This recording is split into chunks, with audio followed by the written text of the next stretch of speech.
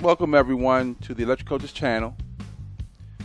All this month I've been working on some new figures, getting them ready for an upcoming video that I was planning on doing. And while I was doing that, I was receiving messages on my YouTube channel concerning the hobby of electric football. And some of the questions were, how do you play electric football? What are the rules? What is electric football? And simply WTF. In this video, I intend to answer and address those questions and concerns. This game has been around for a very long time. It's been around since 1947. And there's a community of us who still play.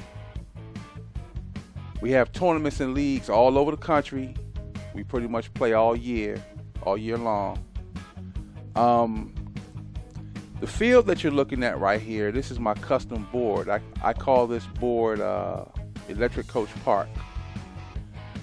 And this is where I pretty much shoot all of my electric football videos, okay? I'm going to show you the figures I've been working on. I'm going to put some of those figures on the microscope and give you a close-up look of those figures. I'm going to show you some bases perhaps under the microscope, and I'm going to run tests these figures also. Here's a figure here. This is my tight end on my Seattle Seahawks. Just finished painting these guys. But again, you're going to get a close-up look of these figures later in the video. Okay, I'm back now. We were just at the game table where we saw some of the figures that I was working on. What you're looking at right now is my workbench. And this is where I start working on creating my teams. Right now, I'm customizing teams. I'm not using standard figures. Customizing is a different level in this hobby, okay? And you see I have over here, I have paint bottles and brushes here. I have some figure scraps that I came up with as I was creating new poses. This is a standard figure right here. This is the Haiti Repro defensive back figure. This is a standard figure. I can disassemble this figure and make it look like something else, and I'm going to show you that later in this particular video. Here's a bag of new figures that I haven't worked on yet. Here's another bag of some other figures, different type of figures here. All right. There are many types of figures in this hobby, by the way, and I don't intend to get into that in this video, but just know that there are various types of figures from different companies. After I paint, I take a standard white figure like the one I just showed you here, and I paint it to, look like, I'll grab a random figure. Here's a figure that's going to be part of my Electric Football New Orleans Saints.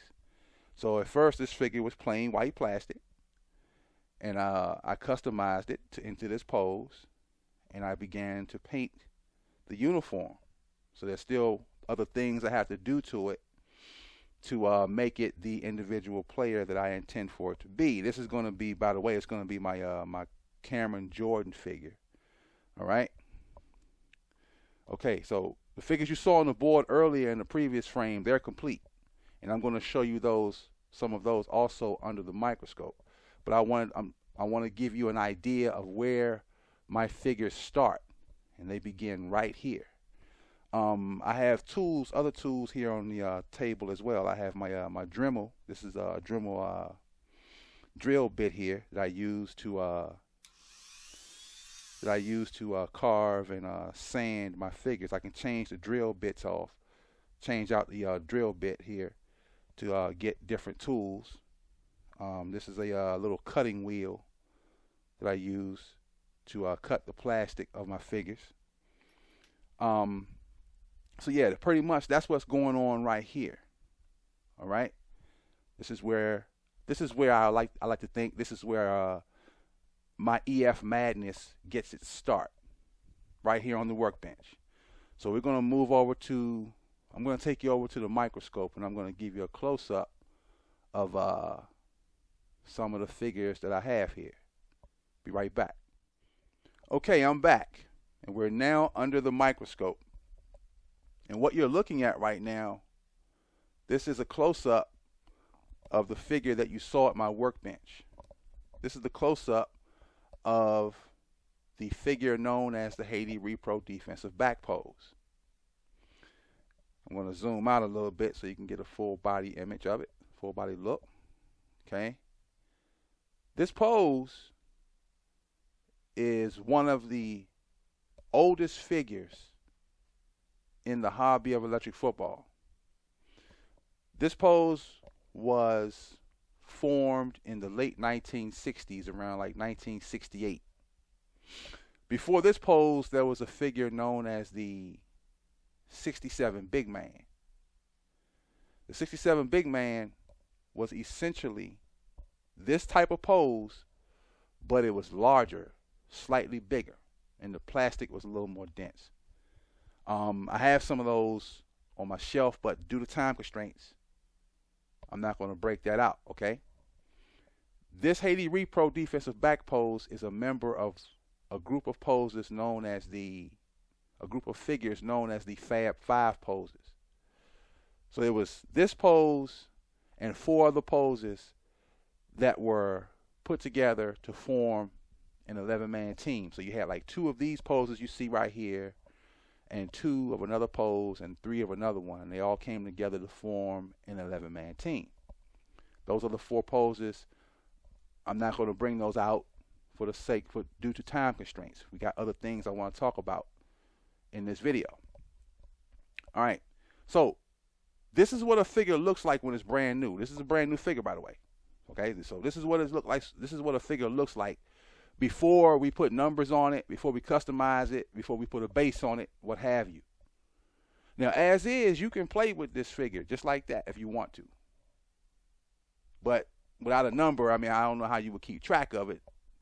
But that would be on you if you were interested in doing that. So I'm going to pull this figure off. And I'm going to go and get another figure. I want to show you this one. Now, this pose right here, this is a more modern pose. This figure is from a company called Game Day. Now, the figure you're looking at right now, although it's plain white, I painted it that color because that's primer. But when I first got it, it wasn't thick like you see it now. I added sculpting clay to the original figure to customize it. Remember that Dremel tool I showed you earlier at the workbench? I used a Dremel tool to cut this figure apart. I removed the head, I removed the torso, and I drilled inside the figure, and I hollowed the figure out. I took out the internal plastic, and then I put the figure back together, and I put clay on the shoulders and torso of the figure to enhance the figure. Okay, and then another thing, there are weight restrictions in this hobby if you intend to participate in a tournament. Now, what you do in your own individual leagues, or if you play by yourself, you can do what you want. But if you come to a Tournament of Champions event, your figures can't be any heavier than 4 grams. And we have scales that test the weight of your figures at these tournaments before you even get started. So if you bring your team into a place and one of your players is 4.01 grams, guess what? That figure will not be allowed to play. I digress for a moment. So now we're going to pull this figure off. I'm going to show you another one. Okay, this is an unpainted figure, right? And we're going to move over to a painted figure. Now, this was the figure that I showed you on the workbench also. This is going to be a member of my electric football New Orleans Saints. This particular pose is going to be my Cameron Jordan pose.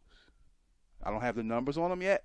As you can see, I haven't painted the complexion yet, right? But I'm going to do that. This is going to be the Cameron Jordan pose. I know that already because when I made the team, I already had an idea who was going to be who. Okay? So, and by the way, this is also a figure from game day. All right? I find these figures easier to customize. I can customize any figure, but these game day figures they're more ready to customize when you get them out the bag. It's less work you got to do to enhance the figure. But that's another video. Let's pull this guy off.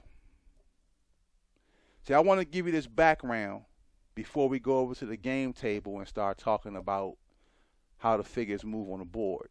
That's another part of the video. Let's see who we got here. Let me get this guy. Okay. Now this figure is another game day figure. And this guy, this is my Los Angeles Ram defensive end. This is going to be Aaron Donald. Again, I know that's going to be him, one, because you can see the skin complexion. I tried to paint the complexion as close to the real Aaron Donald as I could. I haven't put the number 99 on it yet. Again, this figure was customized using modeling, clay, my Dremel tool, what have you. That's another pose. All right? These are some of the guys these are some of the figures you saw on the game table earlier in the video. So let's pull this guy off. Okay. Let's see who we got here. We're going to show you in this pose. Now, this is a completed figure.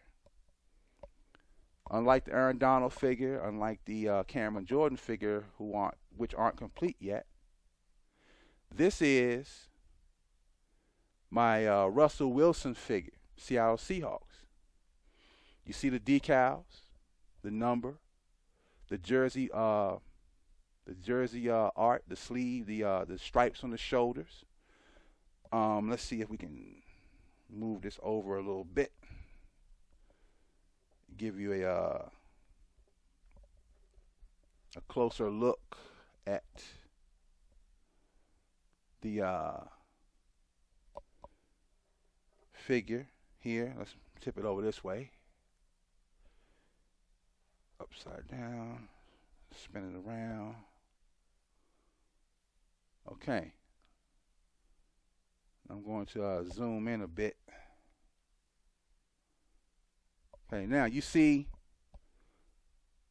the shoulder emblems, the pants stripe, and you see the number 3 on the shoulder as well. Let's tip this a little bit. See if we can get that shoulder in there. All right, and you see the Seahawks helmet emblem. All right, zoom it in some more. Back it out. Okay. You see the helmet emblem, the shoulder number, and the Nike swoosh, the stripes, and you see the name on the back of the jersey also. You see?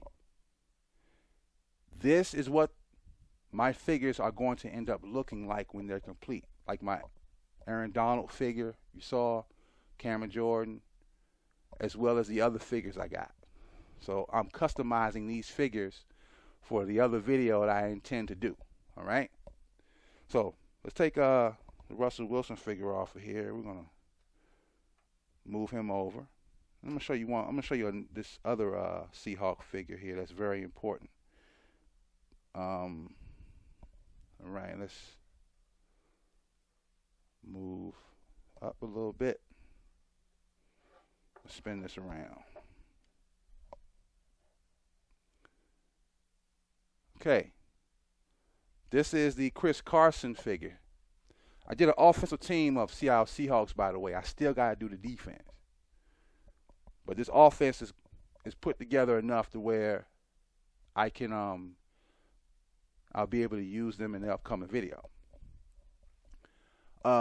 Chris Carson in real life, he's injured, and so is the other running back, Procise. I forget his first name. Now, if I want to, I still can play with this guy, this figure. Doesn't make a difference in electric football. I mean, you can play with any figure you want. If you want to bring back Gale Sayers, or you want to bring back any other old player from back in the day, if you want to do that in electric football, you can. I digress again. Beast mode is back, right? So if I want to, I can make a new figure to represent beast mode, and I think he's going to be number 24. I think I'm not sure his number's going to be, but if I want to do that, I can create another Seahawk, another pose, and create the beast mode figure. Okay. So yeah, this is Chris Carson. All right, number 32, as you see. See the shoulders, the same thing you saw in the Russell Wilson figure. So let's take him off. All right. And then we're going to look at this one.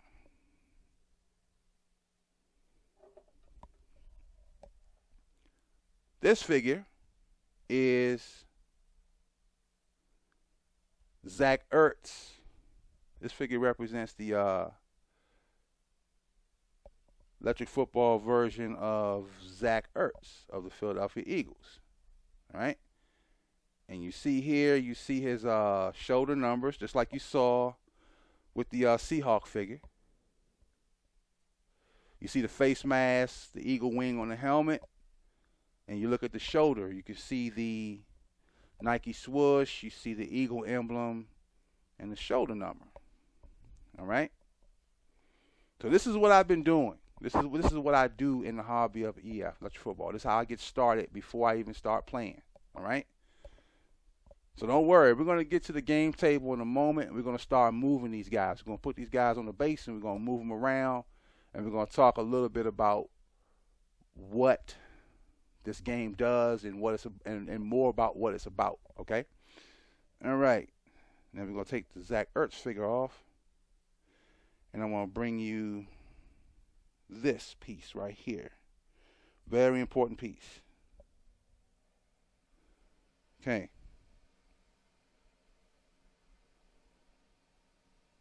This, my friends, you're looking at the underside of a base. You zooming in anymore? Okay, we'll back it out. That's too close. All right.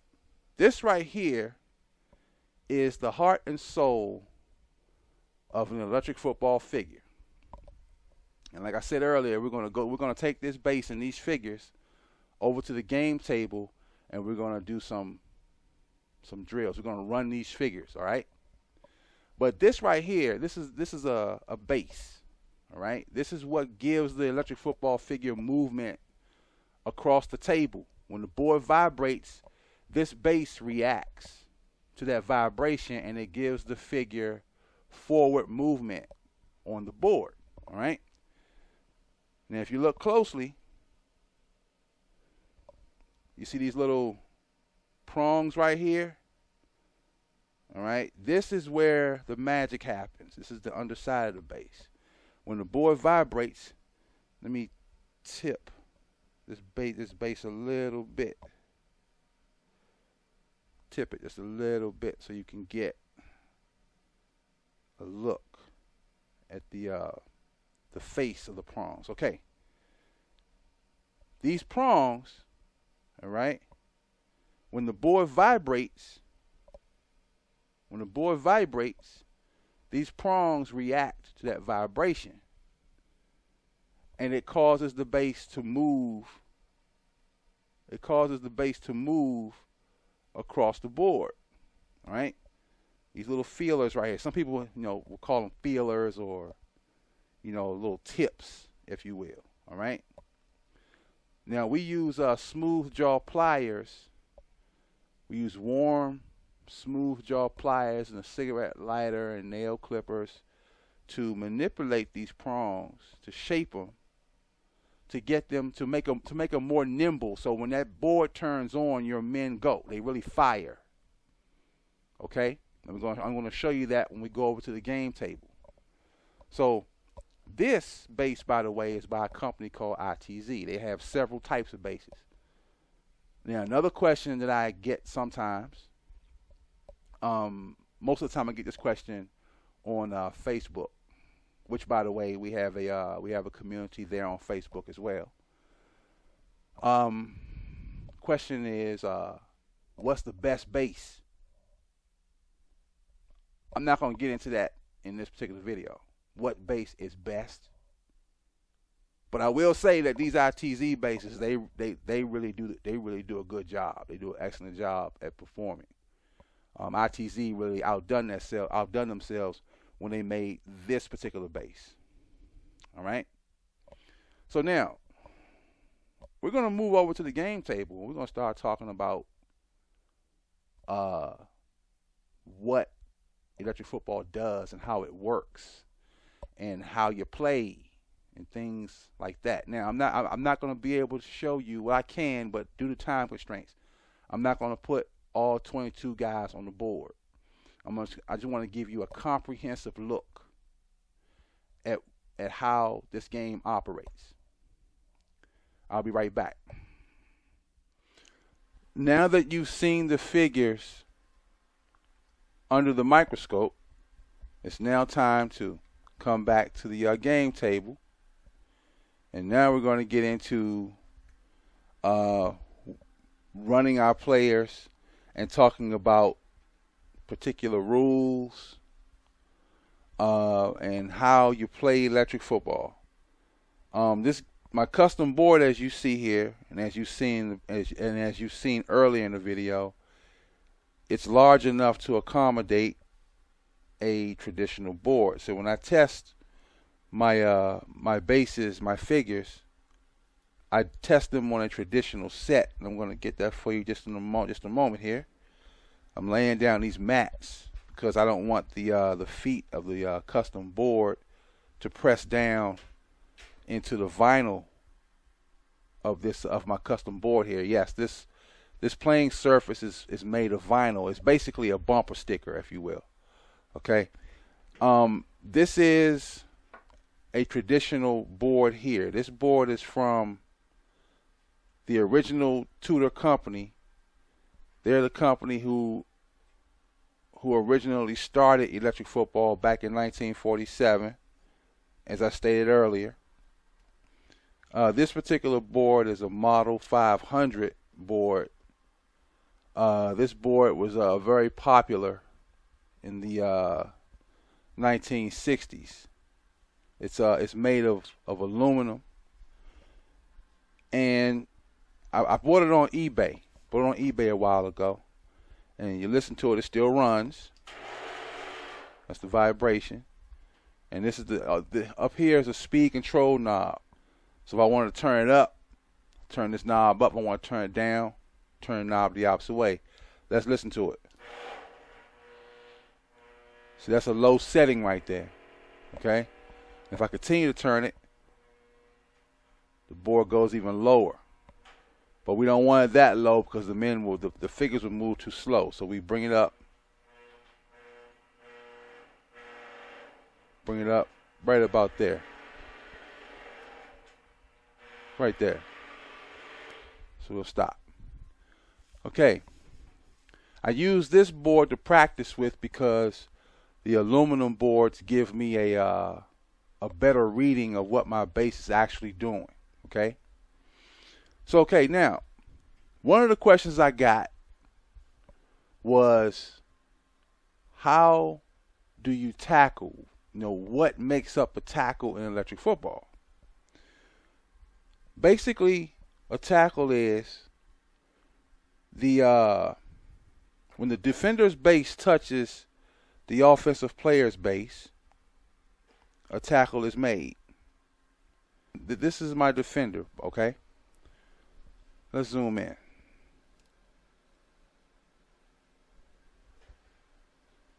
Back it up a little bit here. All right. When the defensive player's base touches the ball carrier's base, The Seattle Seahawk figure number 32. He's the ball carrier. Whenever that base touches, like this or in any way, like so, like this, like that, anywhere around the base, okay, like so, that would be a tackle, okay?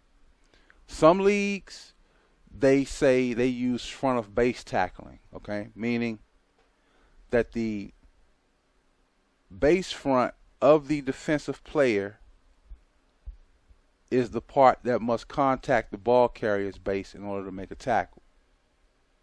So that means if the defender's base on the side touches the ball carrier, that's not a tackle. If the back of the base touches the ball carrier, it's not a tackle.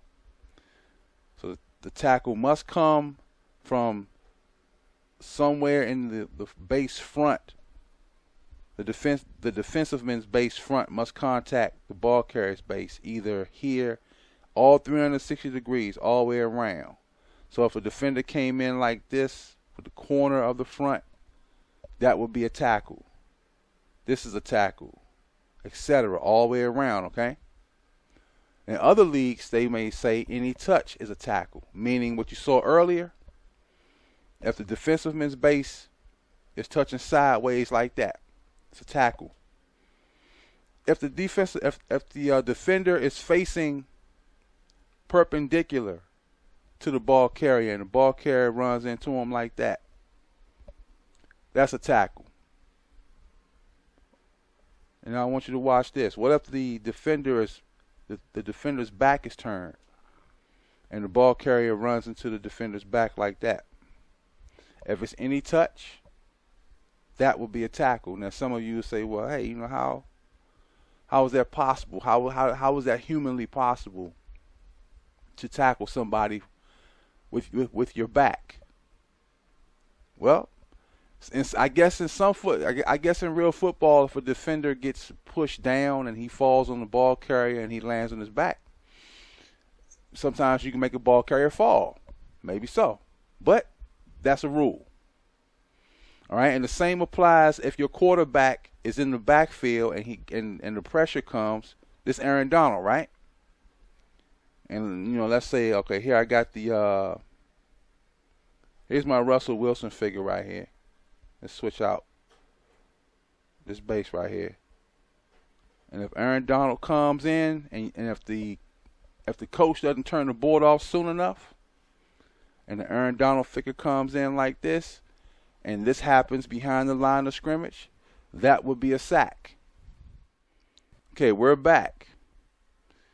Okay, we've already talked about what makes up a tackle or a sack in electric football. We also have broken tackles. Okay? Sometimes the ball carrier will be moving down the board, and here's our running back figure. Could be whoever has the ball, right? And once some rule sets, depending on where you play, all right, ball carrier will run and fall and cause the defender to fall down, although the base is touched. All right, ball carrier is running, and he knocks over the defender. Ball is still in play. That's a broken tackle. All right. And then there are also times when the defender knocks down the ball carrier. That's definitely a tackle for the defense. If the ball carrier falls as a result of the defense hitting the ball carrier, whether it's base contact or not, that's a tackle. All right? Now, we got tackles. We got broken tackles. Let's talk turnovers. We're going to talk fumbles because I want to save the interceptions for the passing demonstration. A fumble is caused by the way we do it in the hobby today. All right, here are some live footballs. These are some foam footballs that we use in the hobby to pass with. The original Tudor rule book stated that you had to put the ball into the hand of the figure. Well, we no longer do it that way. You had to give the figure, you had to actually put the ball into the hands and tuck it in the arm of the figure and turn the board on, and if the ball came out as a result of the vibration, that was a fumble. But like I said earlier, we don't do that anymore. Okay? The way we do fumbles now, the rule is if the ball carrier is hit by two simultaneous defenders, right? I'm gonna grab this guy right here. This is Philadelphia Eagle linebacker right here. I'm just using him as an example because both of these guys are defensive players, right? You know, one is a Ram, one is an Eagle. If both of these defensive players hits the ball carrier at the same time, their bases must touch, right? If they hit at the same time, that creates a fumble. That's the simulation for fumble in electric football. Every tournament doesn't exactly follow that rule, but some tournaments do. All right. So now, how do you recover the fumble? You flip a coin. So if the offense calls heads and the coin is tails, the defense gets the ball.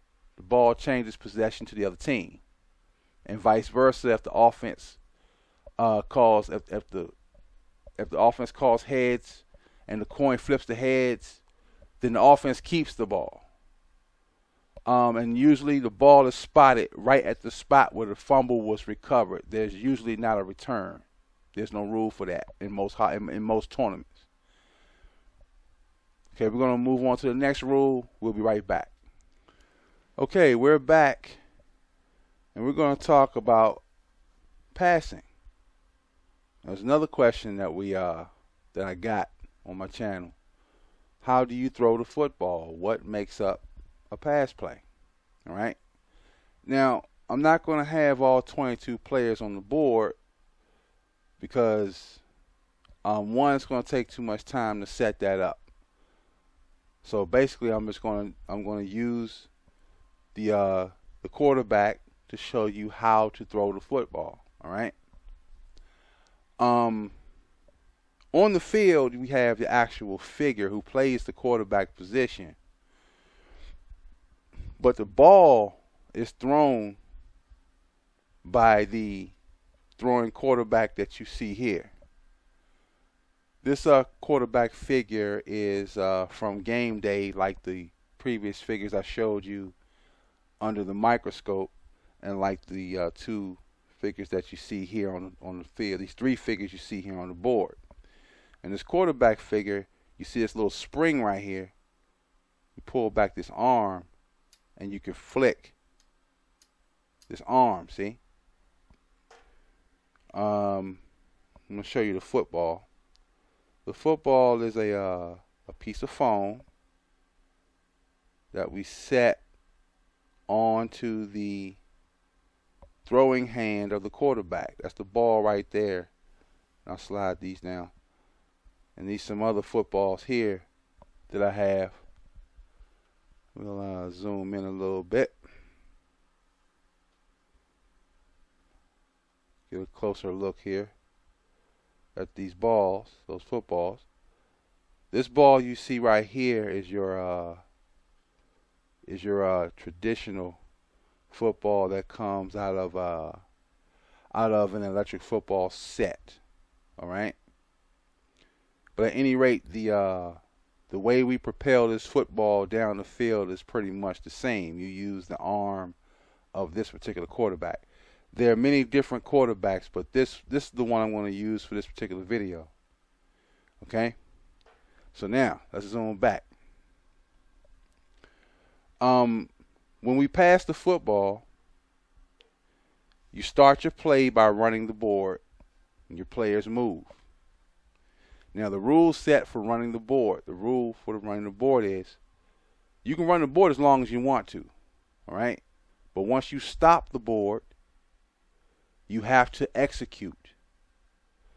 either you're going to pass the ball, or you're going to pitch the ball, or you're going to hand the football to some other player in your backfield.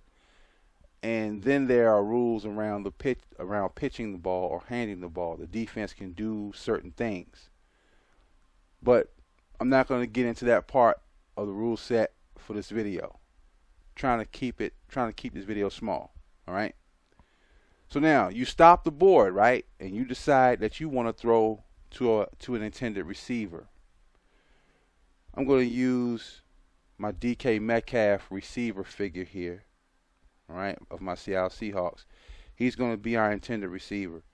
Now, you're normally going to be throwing from the rear, the back, the end zones, from behind your quarterback if you were playing in a normal game. But for the sake of this demonstration, I want to show you how we send the ball downfield. All right. So we're going to be throwing this way. All right. I didn't turn the board around so I can throw from the end zones. All right. So here we have our Russell Wilson quarterback. Right. We're going to just put him on the board to simulate. All right. And we're going to also keep our Aaron Donald figure on the field as well. All right. He's going to be our pass rusher. He's going to come into this momentarily. Okay. Well, while I'm at it, I want to have my practice net up. You know, I keep one of these now. Now, I've been playing this game since I was a little boy. And, you know, when I first learned how to play, I digress for a moment, but I want to tell you the story. When I first learned how to play and how to use and how to throw with the quarterback, I lost all the footballs in my set. You know, those footballs flung all over the house wherever I was playing at. And I later found the footballs, but it was a very long time when I found them. Okay, so now this is why I use a practice net. Basically, this is a makeshift net I took from a bag of oranges that my wife had bought, and I just took a coat hanger and taped the net to the coat hanger. All right, so we're gonna set this right here in front of the DK Metcalf figure to keep the ball corralled. Okay, so now back to passing. You stop the board and you decide you want to throw to this receiver right here. So what you do is you have your quarterback with the ball already set in his hand, and you take the on-field quarterback, which is the Russell Wilson figure in this case, right? And you simply move him to the side, and you put your passing quarterback in the same place that your game quarterback was in, right? And you take the throwing quarterback and you aim him like so. Let me zoom in a little bit here, see if we can capture. Gonna move him over here a little bit, stay inside the frame. All right. So now we take the on-field, take our passing quarterback, and we aim the quarterback at the intended receiver. Pull back the arm, and we throw the ball. And you saw the ball hit the bottom of the base of the figure, right? That's a completed pass. And the reason why the ball was that low was because of how I set the ball on the quarterback's hand. I didn't put enough arch on the ball. See, I aimed the ball like that, so it threw it more down to the board. So it starts by setting the ball on the quarterback's arm that's comfortable for you, right? And this is something that you have to practice. This skill is a diminishing skill. If you don't do it, you'll lose it. So you aim the quarterback. I'm going to do it again. Aim the quarterback. Pull the arm back. And we throw.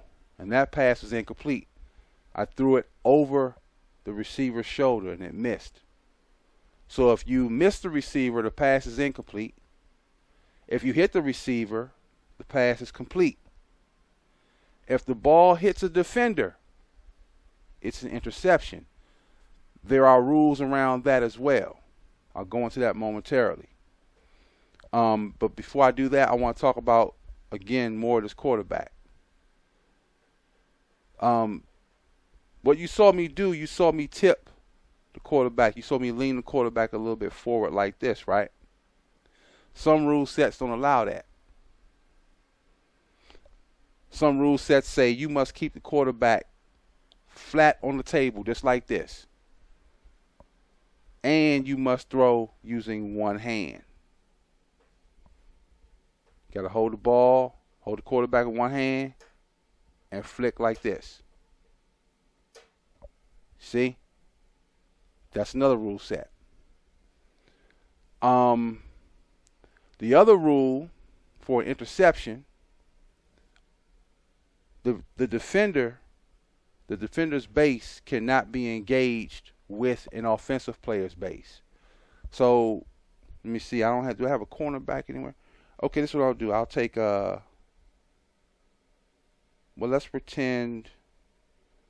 let's use our imagination here. Okay, let's move Aaron Donald over here. I want to get this I want to get my San Francisco 49er figure. Yeah, I'm working on some 49ers also. I didn't show you that guy. All right, so let's take the base off Aaron Donald for now. And we're going to say this is the defender. All right. Now here's what's going on. Let's move this out of the way. Let's come in a little bit closer here. Okay. Let's say I want to throw the ball to DK Metcalf. The rule mandates that any engaged offensive player, you can't throw the football to him anyway. Right?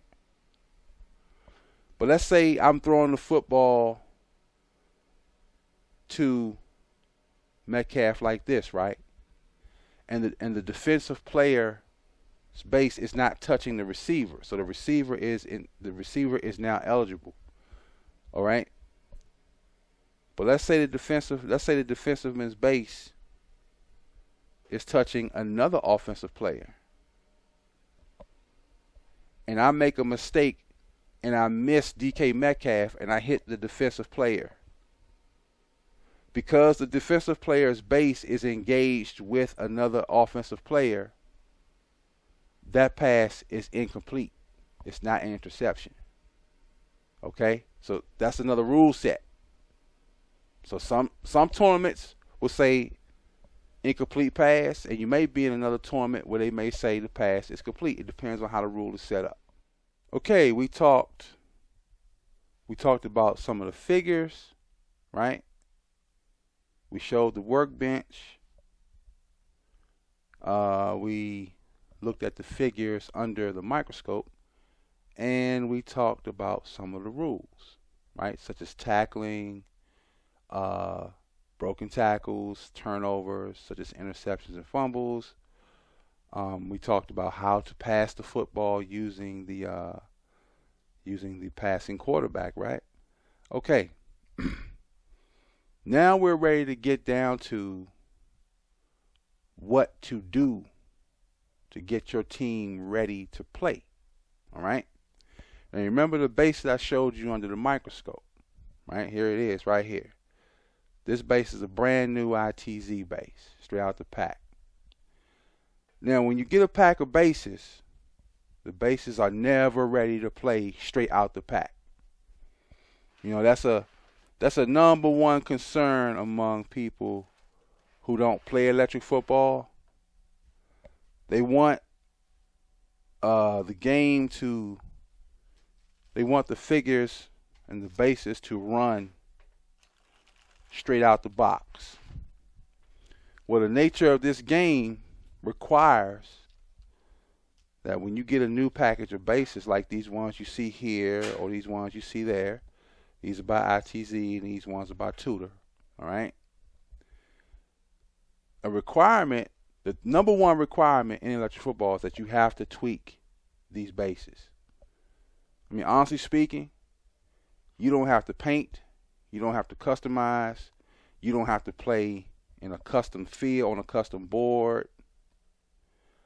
You don't have to do anything extra. You don't have to build a stadium, any of that. We got guys who got stadiums, yes. All right? You don't have to do those things to play electric football. But what you must do in order to play, you got to tweak your bases in order to get the most out of that. In order to get the most performance out of that base, you got to tweak. Right? So, okay, here we have a brand new base straight out the package, right? And I'm going to show you what happens when you just take a base and you just get a base and you put a figure on the base, right? Without tweaking it. You just put the guy on the base, watch what happens. Okay, the figure did move, right? It moved, okay. To those who don't know, you would think that's okay because he ran to the end zone, right? Now look at him. Base is very erratic. This type of movement is not useful in the hobby of electric football. We want to smooth out that movement and get that base to attack, okay? Because I want to show you what's going to happen, what happens to a base that's not ready. All right, I'm going to take, this is a standard figure, and it's very light. It's not customized. I'm going to get I'm going to get a heavy figure, but I'm not going to get one of my, done figures because I don't want to send the wrong message. I want to get a figure that doesn't have uniform. He's not on the team yet. And this figure, by the way, is from J.C. Davis. This is another type of figure other than your game day figures. And I use this figure as an offensive lineman. All right. It's already bulked. I don't need to really sculpt this, although I can. We're going to put this guy on the table, and we're going to match him up against my Aaron Donald figure that's on a tweaked base. All right. I'm going to just put him head up. Let's zoom in a little bit. Let's move it back some. All right. I'm going to put him head up. Let's watch what happens. See how the Aaron Donald figure just pushed right through that guy? That's what happens if you don't tweak. Tweaking is a simulation, okay? This overall game, is a simulation of real football, right? So what does a coach do with his football team? He puts them in the weight room. He puts them on diets, right? Well, base tweaking is the simulation to putting your player in the weight room. Training your player, getting your player's body ready for the rigors of the sport. Okay? If you don't get your base ready to play, this is what happens. You get creamed, right? So there was a person on my on the YouTube channel. He was talking about EF, and he basically was, saying, "Hey, this game is nothing." So I took that to mean, well, you can just play then, right? You can just grab some bases, grab a team, and come on the board and play. Well, if you do that, thinking you're going to just come in, just play, and just do your thing, and you don't know anything about base tweaking, you're going to lose miserably like this guy right here. You're going to get pushed all over the table. All right? So let's get into what we do now to prepare our team. All right. Here I have an offensive unit of Philadelphia Eagles, just like my Seattle Seahawks. And I got defensive guys too, but these are the guys that's like right here on the table, right in front of me. So I'm going to grab these guys. Each one of these players must be based. These are my offensive linemen. It's my right tackle, my left tackle, and my center. Where's Kelsey at? Here he is. All right. There's Kelsey. There's my guards. Running back, Zach Ertz, Goddard, Alshon Jeffrey, Carlton Wentz, what have you. Okay, these are my offensive Philadelphia Eagles. Each one of these guys they must be assigned a base. The same goes for those Seattle Seahawks that you have seen. All right. So I'm going to move these guys out of the way. Now I'm not going to tweak a base in this video, because it's not enough time for that. I don't want this video to go too long. All right. Now I'm going to go. I got a base on my DK Metcalf receiver figure. All right, this guy right here. This is an ITZ base. All right. Now I'm gonna put the DK Metcalf figure on the board here, and I want you to watch him run. All right. Let's see what he does. You see that? Boy, so fast he hit the back of the board. He flip. He fall off. See?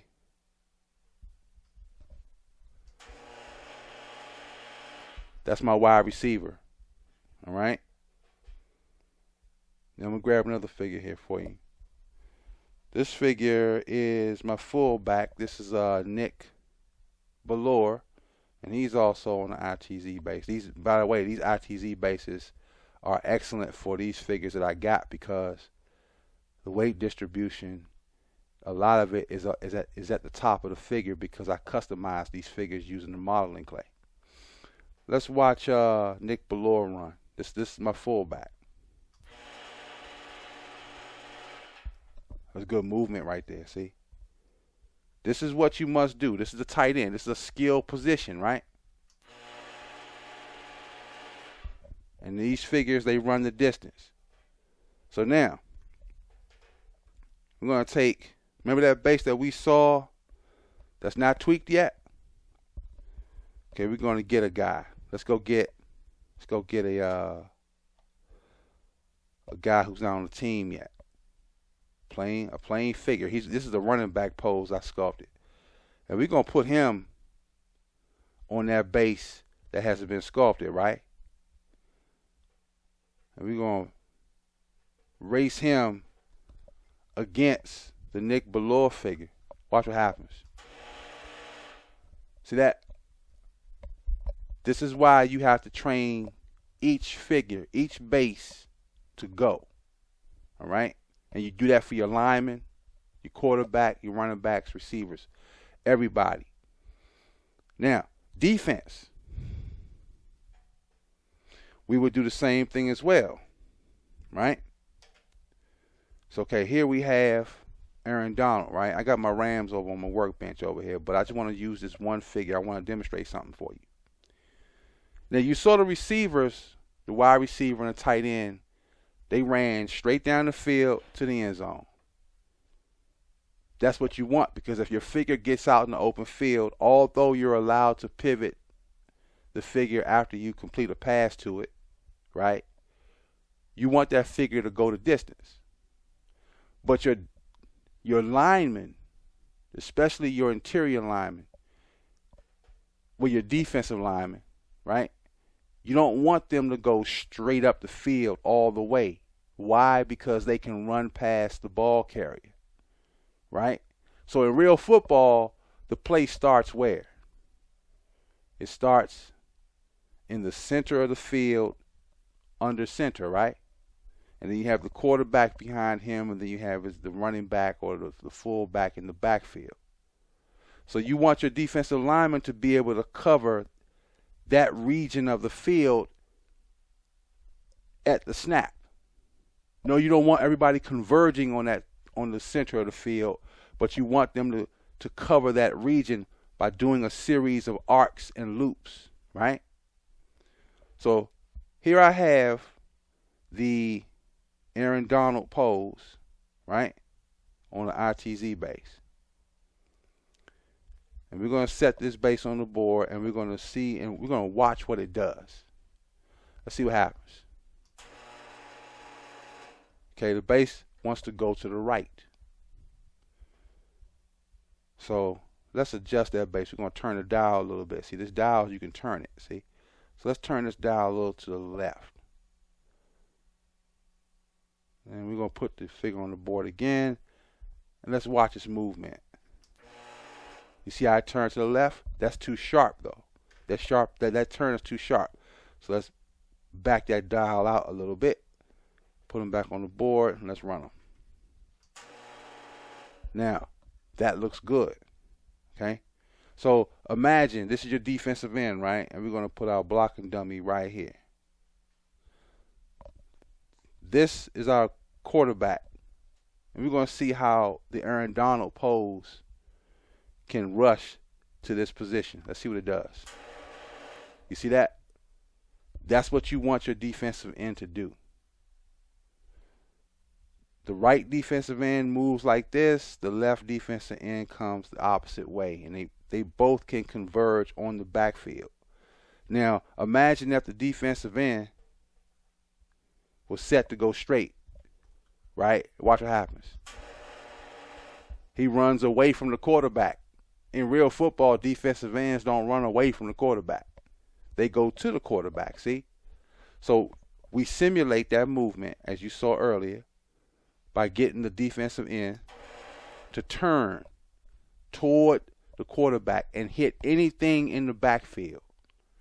And when you get to know your players, you'll be able to set your guy on the board, and you will know the right place to set your figure so that it will arrive at a spot on the board.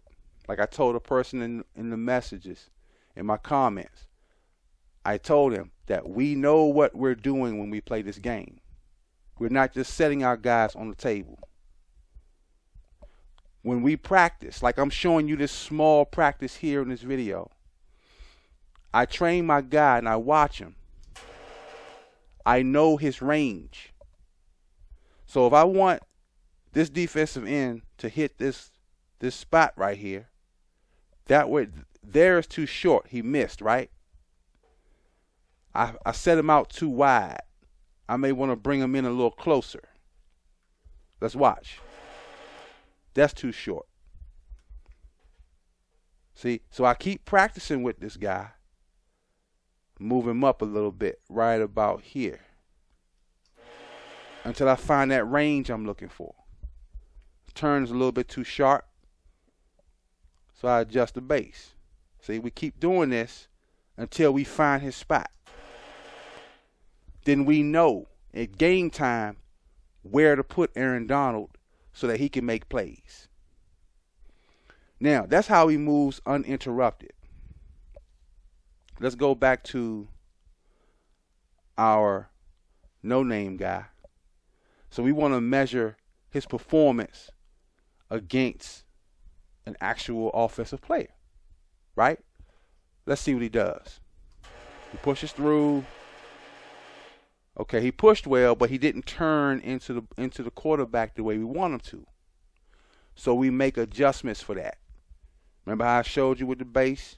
We turn the base a little bit to the left to get more. We're going to turn to the right to get that angle that we need. We match him up. Let's see what happens. That's good. That's good. He's in the area like a defensive end is supposed to. If he can't get to the quarterback, he at least gets within the area of the quarterback to disrupt the pass. Because remember, you got to use your hands to use the quarterback to pass, right? By the way, when you're attempting to pass with all your figures on the board, you cannot move any surrounding figures around the quarterback. You have to get your hands on the table without moving the surrounding pieces. So that simulates the pressure on the quarterback. When the quarterback is throwing from a phone booth, if you know what a phone booth looks like. If your quarterback is throwing from a closet, that's the pocket collapsing. Your defensive figures getting around the quarterback closing the pocket makes it harder for your opponent to put his hands on the board so that he can effectively use his passing quarterback. That's the simulation. Remember how I said earlier, this game is a simulation of real football. Okay, we're back. I want to talk about one more defensive player. This is my Cameron Jordan pose. Okay, I put him on the same base that I had the Aaron Donald figure on. All right, because I want to scout this base. See, it might be a New Orleans Saint base, it might be a Ram base. Hey, that base may end up on my offensive line for my Eagles and my Seahawks. I don't know, right? But this is part of what we do as electric football hobbyists. We take each base and we try it out, we tweak it, we test it, and we run it to see where it could best fit on our team, right? So this is the Cameron Jordan figure. Let's run him real quick. Okay, pretty much goes straight. That's a good thing. See, that means this base is versatile. But I want this base on this Cameron Jordan figure. See, this Cameron Jordan pose is playing right defensive end. See, if you look at how I got the back set and the arm dropped and the head turned to the right, I want this base to go just like the Aaron Donald figure, except I want it to turn to the right, coming from the left. So I look at my dial, and I turn the dial, and I set the figure, right? Let's see what it does. Let's see what it does. Good movement. See, this base is highly versatile. So based on this little test I've done, I've seen that this base has shown me that it can play either the left side or the right side. So let's put them back here at the line of scrimmage, and let's set our quarterback. Let's see what it does.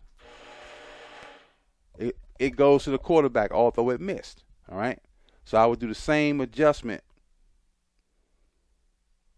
with this figure that I did with the Aaron Donald figure. Now, sometimes he's playing left defensive end, right? I may want to tip him out like this. See, to widen that arc that he does to the quarterback. Let's watch him. See that? That's another technique you can use. This is another thing that we do when we prepare our teams. We look at the different angles we can set our figure at. He's playing defensive end. I'm gonna move him in, and I'm gonna turn him like that. And I want to see how he goes out and comes back into the play. Let's see what he does. He goes around the quarterback. He missed that time. But it's good though. It's good. Okay. So that's pretty much it. We talked rules. We saw the figures. We did some passing, and you saw me work with a couple of bases and run some drills, right? Well, that's in a nutshell. That's what we do to get our teams ready for an electric football tournament or game, if you will. If we're going to play somebody, right? We got to practice, and this is what we've been doing forever. For however long we've been playing. These are some of the techniques that we've been using. It's a hobby I enjoy. And one more thing. This game is in its own lane. It can't be compared to gaming consoles. There are pros and cons to both games. With EF, it's a manual hobby. It's a manual game. You have to get involved. If you expect to, if you want to be proficient at playing this game. And if you want to play against somebody, you have to physically go on the road. You got to go out of your house, take your team, and go to another venue and play against your opponent. And that's what we do with our tournaments. Guys get on planes. They book hotels. They book flights. And they set up an itinerary. Go to a place and match up. Now, video games you can play online. You don't have to go anywhere, right? So those are some of the pros and cons of playing video consoles, gaming consoles, or playing this hobby here, electric football. If you want physical contact and camaraderie and fellowship, EF is the game that you will want to play. All right.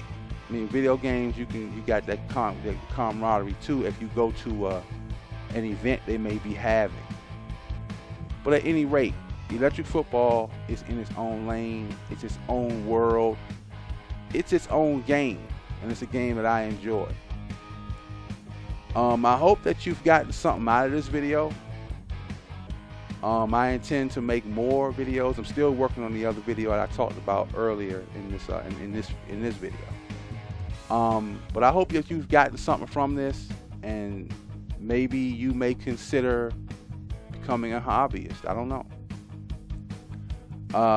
But it's a lot of fun. This game is a lot of fun. Well, that's it. That's all I got for now. I'm Mo. Thanks for watching.